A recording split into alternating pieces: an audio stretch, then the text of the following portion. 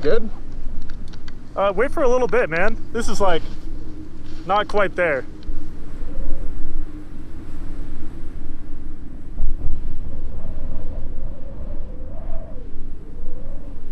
Three, two, one.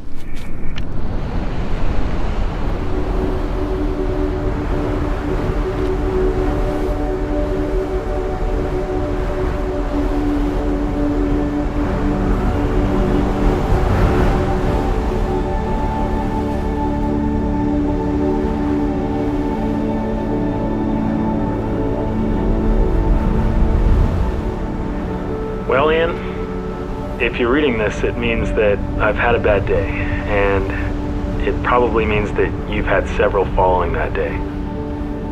But if you're reading this, it also means that you're okay, so silver lining. I don't quite know where to start with this, so forgive me if the letter seems a bit disjointed. There's no way that I can sum up the life we've lived together, so I'm trusting that you know all the things that I may leave unsaid.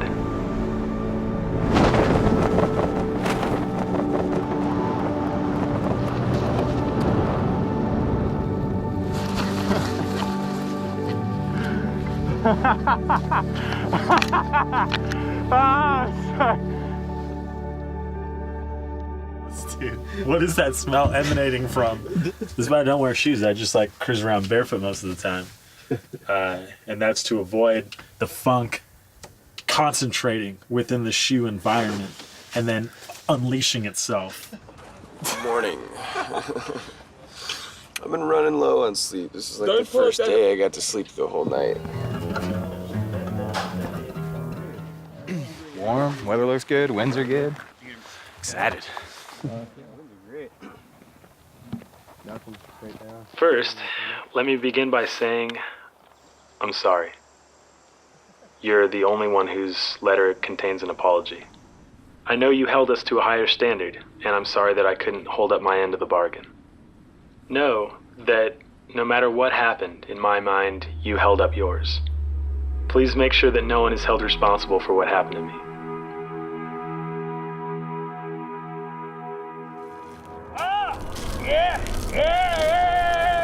You think you'll be able to stick it? Yeah, I'm pretty positive I'm gonna stick it. Chest strap, leg straps? Yep. All right, nice and smooth. Let's have some fun. Good?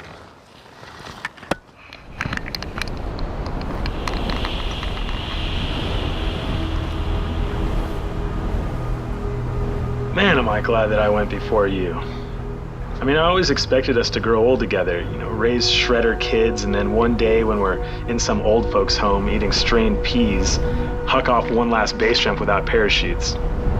But if we didn't go together, I would have literally no idea what to do without you. I mean, shit, man, every single detail of my final wishes I've left to you, so it's kind of imperative that you die first.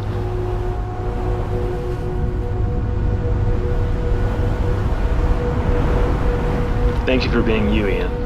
I've not met a single more genuine human being in my life, and, well, looks like I won't in the future.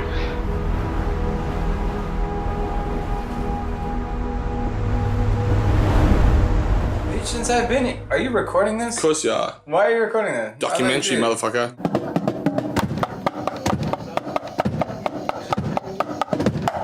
Dude, someone's coming. Seriously.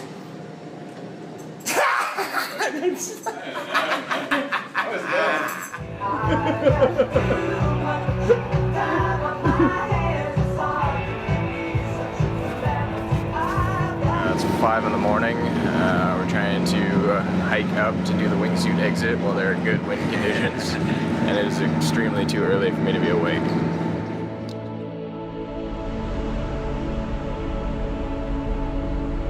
I know we left a lot of projects unfinished and walls unclimbed, but I could not have hoped for a better partner.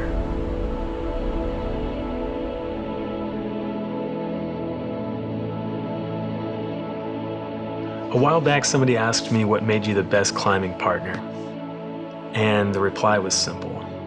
I said that too often a team's downfall is that one partner believes that their contribution should be toward a common goal, and that you always believed that your contribution should be in strengthening your partner, me. And that's what made you the best partner in the world. We made it farther together than I could have possibly imagined alone.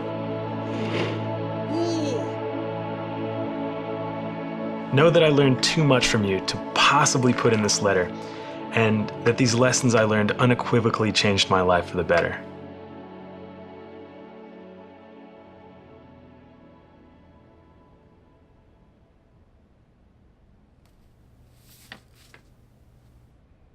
That's the end of the letter.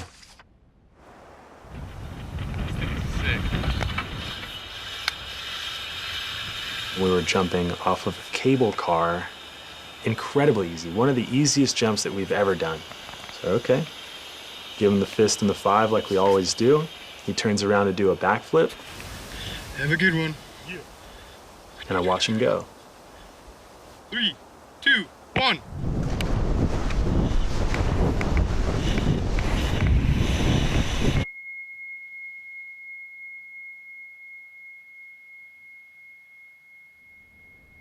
By the time I got to him, it was apparent that he had hit the rocks before the water.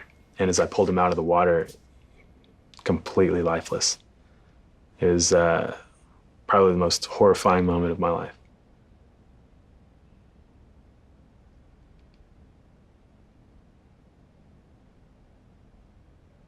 And that was it.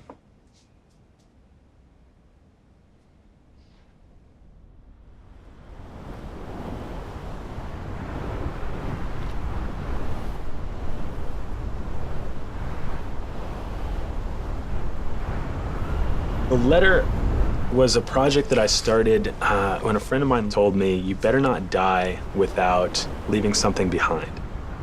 And so I started writing all of these letters to everyone that I knew. As fortune would have it, Ian died before me, so I felt it was important to read that letter. Excuse me.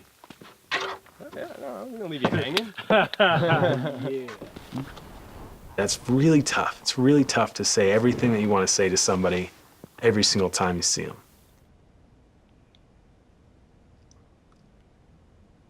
You know, how can you express everything that you want to somebody, knowing that if you don't, that might be the last opportunity that you have?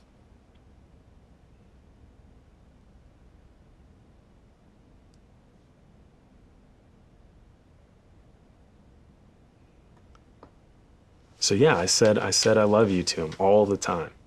And even when I didn't, we could just look at each other and I knew that he knew.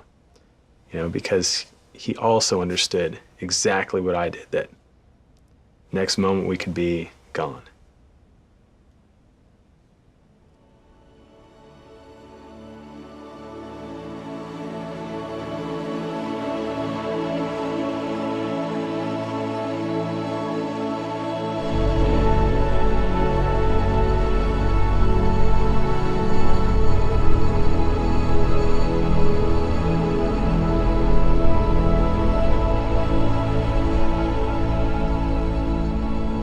In his final wishes, he wanted to be scattered over Yosemite Valley on a base jump. We always loved The Big Lebowski. That was one of our favorite movies. And they carried Donnie in a can. A lot of people need to experience Ian in a can, and they can't make it to Yosemite. So I started this month-long road trip to go to where all the people that he loved and loved him existed, so that I could spend some time with them and they could get some closure as well before the end of the road.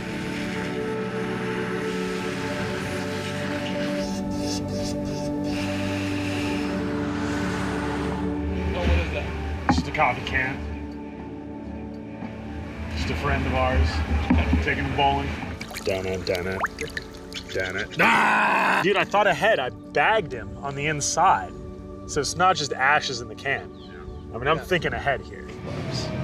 Do you think he'd, like, kill us if we put Cliff Bars in there? Dude, this can would come back to life and would kick you in the dick if you put a Cliff Bar in there.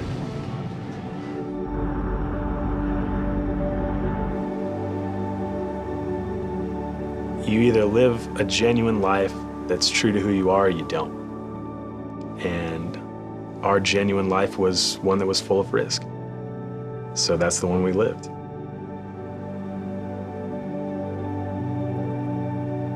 I mean, certainly a lot of people will look at what we do and think that we're chasing windmills, you know, but it doesn't mean that we're not knights.